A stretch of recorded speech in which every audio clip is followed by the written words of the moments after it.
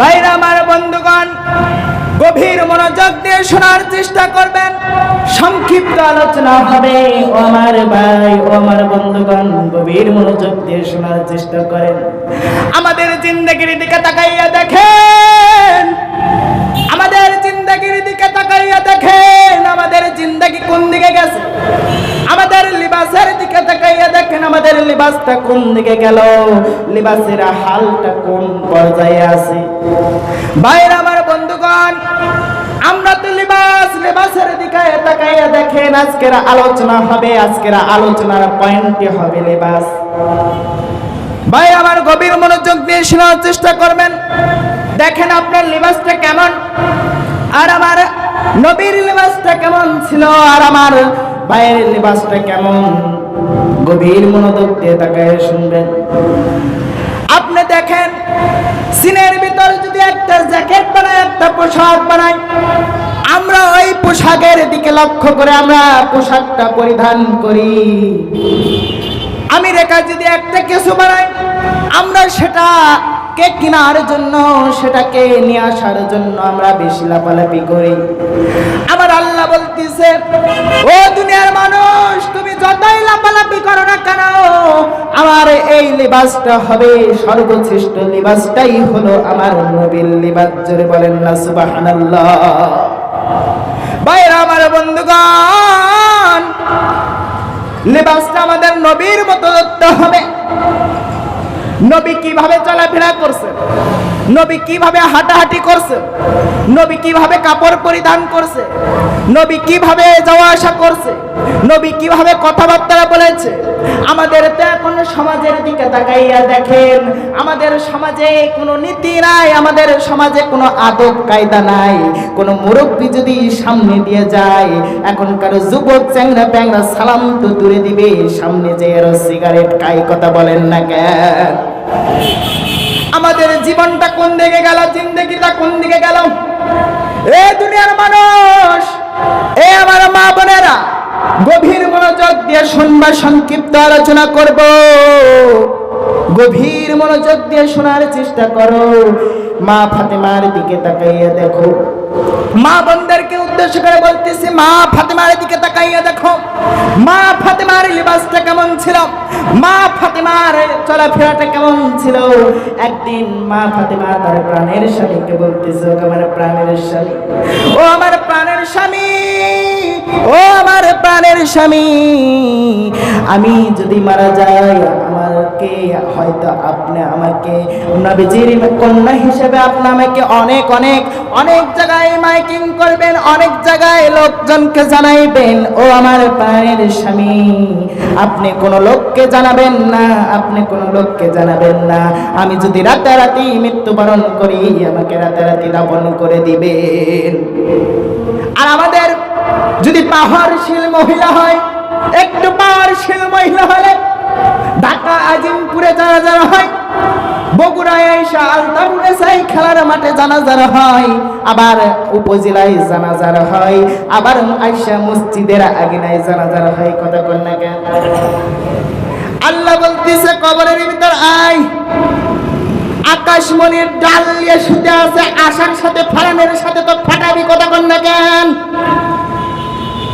এই জন্য বলতেছি, মা ফাতেমার দিকে তাকাইয়া দেখেন। মা ফাতেমা রাদিয়াল্লাহু তাআলা আনহা তার প্রাণের স্বামীকে বলতেছে, আমার প্রাণের স্বামী, ও আমার প্রাণের স্বামী, আমি যদি মৃত্যুবরণ করি, আর কোনো লোককে জানাবেন না। যে কয়জন লোক হয়, এই কয়জন লোক নিয়ে আমাদেরকে দাফন করে দিবেন, জানাজা দিয়ে দাফন করে দিবেন। কয়েকদিন পর মা ফাতেমা ইন্তেকাল করলো। কয়েকদিন পর মা ফাতেমা ইন্তেকাল করার পর তার প্রাণের স্বামী, তার মহব্বতের স্বামী, তার মহব্বতের স্বামী, প্রাণের স্বামী রাতারাতি ব্যবস্থা করলো, কবরটা খনন করলো, রাতারাতি ব্যবস্থা করলো। কবর ব্যবস্থা করার পর জানাজারটা দেওয়া হলো। জানাজারটা দেওয়ার পর কবরের দিকে উদ্দেশ্য করে রওনা দিয়েছে। কবরের পারে যাইয়া এক সাহাবী কবরকে জিজ্ঞাসা করতেছে, রে কবরে জানিস নি তোর ভিতরে কে প্রবেশ করে? কবরকে কি বলতেছে? এরে কবর জানিস নি তোর ভিতর কে প্রবেশ করে? কবর থেকে কোনো জবাব আসে না। কবরকে বলা হলো, রে কবর জবাব দে, জবাব দে। তোর ভিতরে প্রবেশ করতেছে যিনি জান্নাতের সর্দার হবে, হাসান হুসাইন, তার প্রাণের মা তোর ভিতর প্রবেশ করতেছে। তার সাথে কোনো বেয়াদবি ব্যবহার করবি না, তার সাথে কোনো বেয়াদবি ব্যবহার করবি না, তার সাথে কোনো বেয়াদবি আচরণ করবি না। কবর থেকে কোনো জবাব আসে না রে বাজান, কবর থেকে কোনো জবাব আসে না। কবর থেকে জবাব না আসে, আবার প্রশ্ন করলো, এ কবর জান, এ কবর জবাব দে, তুই জানিস নি তোর ভিতরে কে প্রবেশ করে? তোর ভিতরে প্রবেশ করে যিনি জান্নাতের সরদারনি, যিনি জান্নাতের সরদারনি হবে সে প্রবেশ করে। এবারও কবর থেকে কোনো জবাব আসে না রে বাজান। কবর থেকে কোনো জবাব না আসায় এবারে বলল, এ কবর জবাব দে, জবাব দে, জবাব দে, জানিস নি তোর ভিতর কে প্রবেশ করে? যাকে সৃষ্টি না করলে আসমান সৃষ্টি হতো না, যাকে সৃষ্টি না করলে এই জমিনটা সৃষ্টি হতো না, যাকে সৃষ্টি না করলে আশেপাশের গাছ গাছালি আমি মানুষ সৃষ্টি হতাম না, কোন নবী পয়গম্বর সৃষ্টি হতো না। সেই নবীদের নবী, উম্মতের নবী, সেই নবীর কন্যা, সেই নবীর মহব্বতের কন্যা, সেই নবীর খুব কাছের কন্যা হযরত মা ফাতেমা রাদিয়াল্লাহু তাআলা আনহু তোর ভিতরে প্রবেশ করে, তোর ভিতরে প্রবেশ করে। এবার কবর থেকে জবাবটা খুলে গেল। কবর বলতেছে, রে মানুষ, মানুষ তো হইলি, মাথার ভিতর কোনো বুদ্ধি থাকলো না, কোরআন কি পড়িস নাই? কবর বলতেছে, দুনিয়ার মানুষ ভালো করে শুনে নে, ভালো করে শুনে নে রে, এ দুনিয়ার মানুষ ভালো করে শুনে নে, আমার ভিতর কে প্রবেশ করলে দেখার বিষয় নাই, আমার ভিতর কে জান্নাতের সরদার, কে জান্নাতের সরদারের মা, এটা আমি চিনি না, এটা আমি জানি না। কে নবীজির কন্যা, কে শ্রেষ্ঠ নবীজির কন্যা, আমাকে আইসা পাম দিতে যাবি না। আমার নাম হলো কবর, আমার নাম হলো কবর। এ দুনিয়ার মানুষ কবর তখন বলতেছে, কে নবীজির কন্যা আমি জানি না, কে নবীজির কন্যা আমি জানি না, চিনি না। আমার ভিতরে যদি সে ভালো আমল আনতে পারে, এ দুনিয়ার মানুষ সে যদি আমার ভিতরে ভালো আমল আনতে পারে, তাহলে তার সঙ্গে আমার বন্ধুত্ব হয়ে যাবে। জোরে জোরে বলেন না সুবহানাল্লাহ। তার সাথে আমার বন্ধুত্ব হয়ে যাবে। আর আমরা বন্ধু বানাই, দুনিয়াতে বন্ধু বানাই, গাঁজাখোরকে বন্ধু বানাই, মদখোরকে বন্ধু বানাই। কথা বলেন না কেন? বন্ধু বানাতে হলে বানাও আলেম ওলামাদের সাথে বন্ধুত্ব করো। কথা বলেন না কেন? শুকরিয়া করলে করো, আল্লাহর উপর শুকরিয়া করো, কোনো মানুষের উপর না। কথা বলেন ঠিক কিনা? কোনো বাবার উপর না, কোনো পীরের উপর না। কথা বলেন না কেন? আমাদের এজন্য আমাদের নামাজ পড়তে হবে, নামাজ 5 ওয়াক্ত পড়তে হবে, নামাজ ছাড়া যাবে না, রোজা রাখতে হবে। আমরা যুবক ভাইরা রোজার দিক দিয়ে কাঁচা। রোজা আসলেই হোটেলে পর্দা ফেলাই।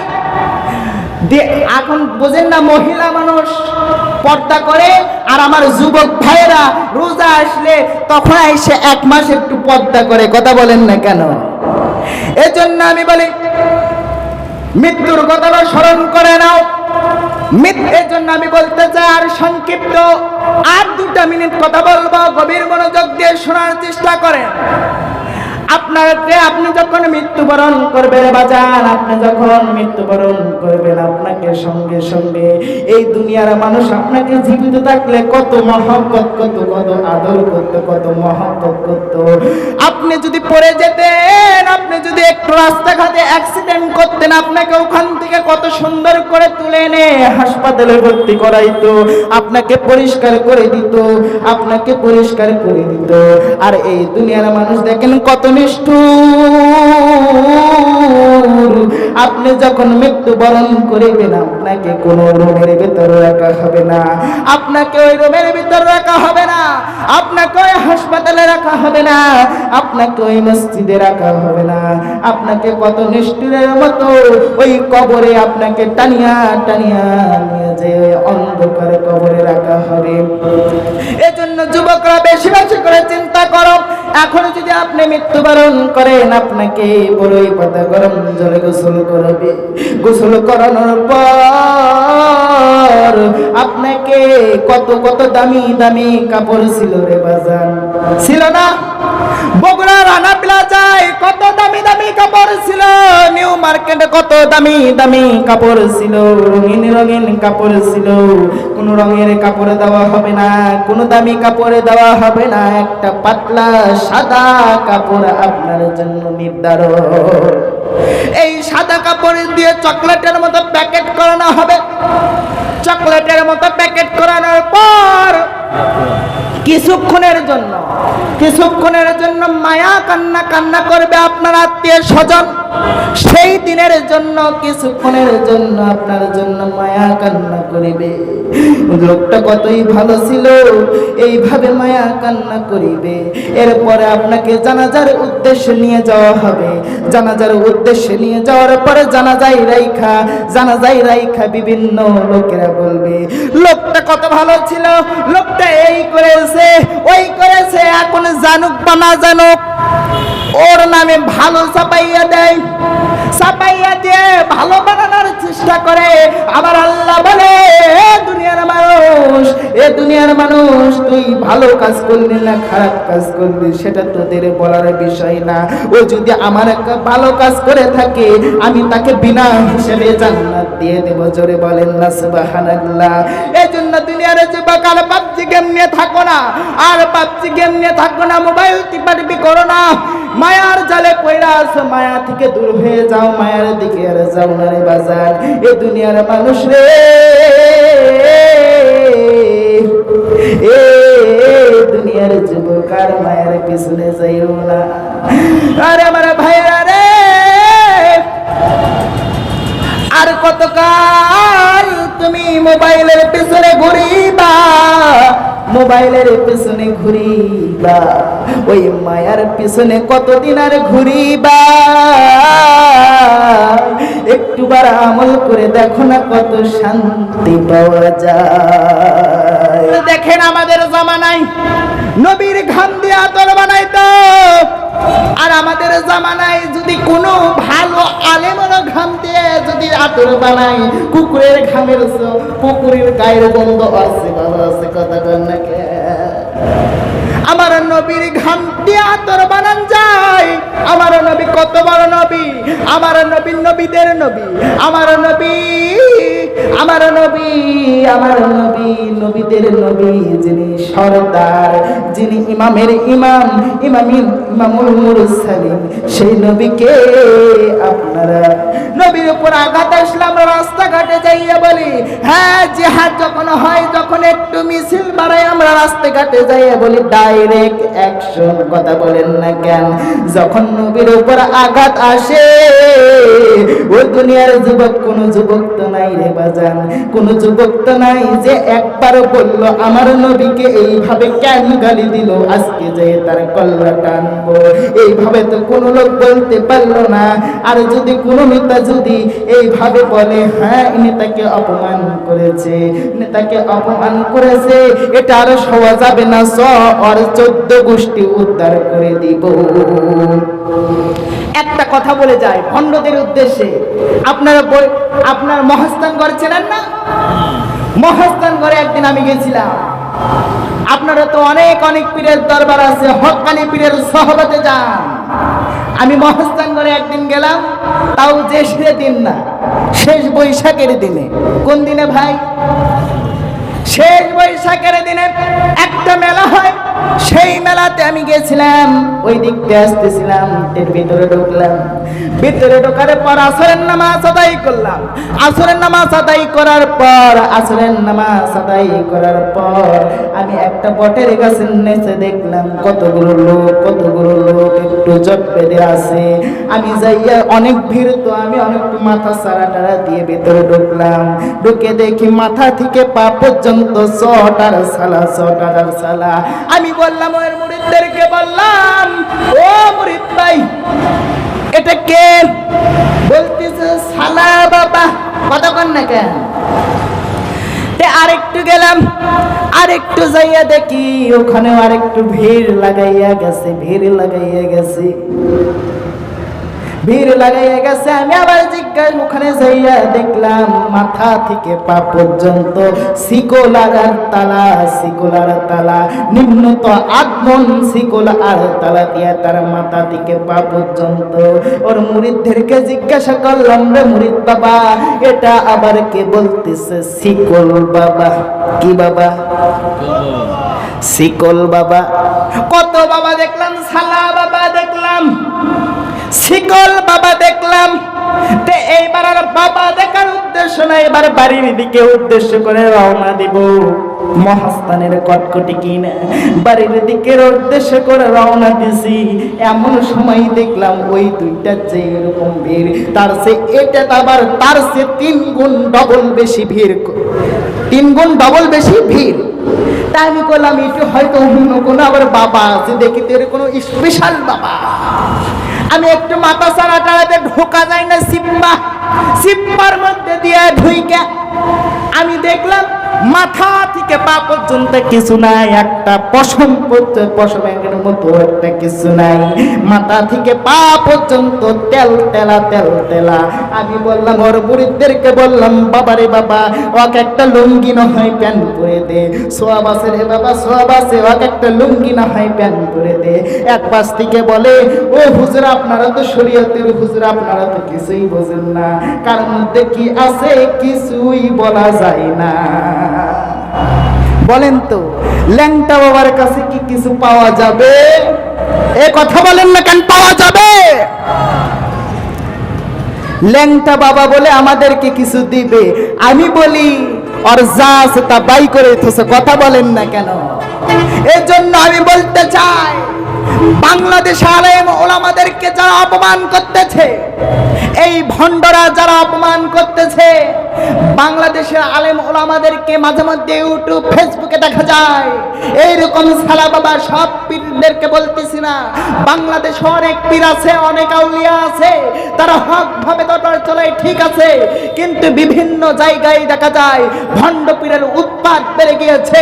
আমি তাদের উদ্দেশ্যে বলতে চাই, আপনারা যে যেটা করেন না কেন, ভণ্ডামি ছেড়ে দিয়ে ইসলামের পথে আসুন, নইলে কিন্তু আপনাদের মাথায় কিন্তু মুগুরের বাড়ি পড়বে। কথা বলেন না কেন? আপনাদের আর রক্ষা থাকবে না। এই বাংলাদেশ ইসলামের বাংলাদেশ। অনেকেই বলতেছে এই বাংলাদেশ শহীদ হয়ে গিয়েছে। আমি বলি না, শহীদ হয় নাই। এই বাংলাদেশ ততক্ষণ পর্যন্ত শহীদ না হইতেছে যতক্ষণ পর্যন্ত এই বাংলাদেশের ইসলাম কায়েম না হচ্ছে। কথা বলেন না কেন? এই জন্য আমি বলতে চাই, আপনারা একদল হয়ে যান, ইসলামের সাথে থাকুন, এই কোরআনের সাথে থাকুন। এই কোরআন কি বলে, এই কোরআন যা বলে, আমাদের জীবন বিধানটাই এটা। আমরা এই কোরআনের উদ্দেশ্যে চলার চেষ্টা করব। আর কথা নয়, আমি যেগুলো কথা বললাম এর উপর আমল করার চেষ্টা করবেন। আমল করবেন তো? নামাজ পড়বেন তো? রোজার সময় পর্দা করবেন না তো? পর্দাটা না করে একটা মাস রোজা রাখেন, আপনি 4-5টা রাখার পরে দেখবেন কত একটু সহজ হয়ে গিয়েছে। এই জন্য আমি বলতে চাই, ভণ্ডদের কাছ থেকে সরে হকের পথে আসুন। কোরআন যা বলে, কোরআন যা বলতেছে সেগুলো আমল করার চেষ্টা করুন। এই বলে আমি আমার কথা শেষ করছি। আখিরি দাওয়ানা আলহামদুলিল্লাহি রাব্বিল আলামিন। আসসালামু আলাইকুম ওয়া রাহমাতুল্লাহি ওয়া বারাকাতুহু।